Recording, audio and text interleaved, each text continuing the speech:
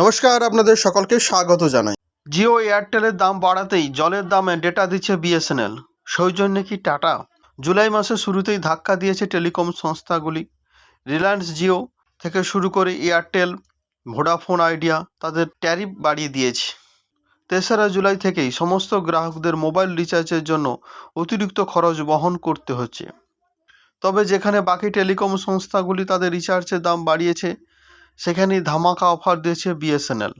যে টাকায় জিও এয়ারটেলের 1 মাসের রিচার্জ হয়, সেই টাকায় প্রায় 3 মাসের রিচার্জে ভ্যালিডিটি দিচ্ছে বিএসএনএল।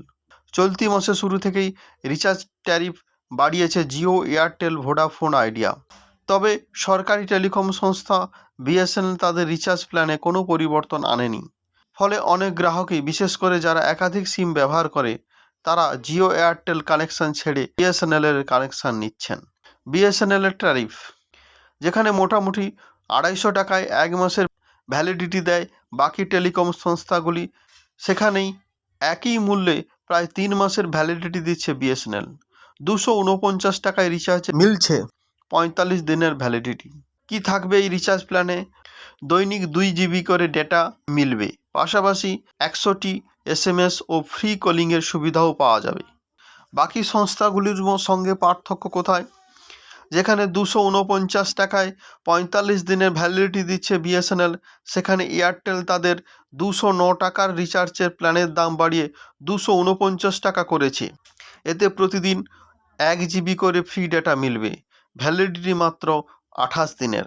রিলায়েন্স জিও তাদের রিচার্জের দাম বাড়িয়েছে, 209 টাকার প্ল্যান বাড়িয়ে 249 টাকা করা হয়েছে। এর মেয়াদ 28 দিনের।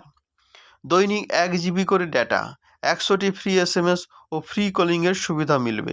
ভোডাফোন আইডিয়ার 279 টাকার প্ল্যান বাড়িয়ে 299 টাকা হয়েছে 4ই জুলাই থেকে। এই প্ল্যানের ভ্যালিডিটি 28 দিন।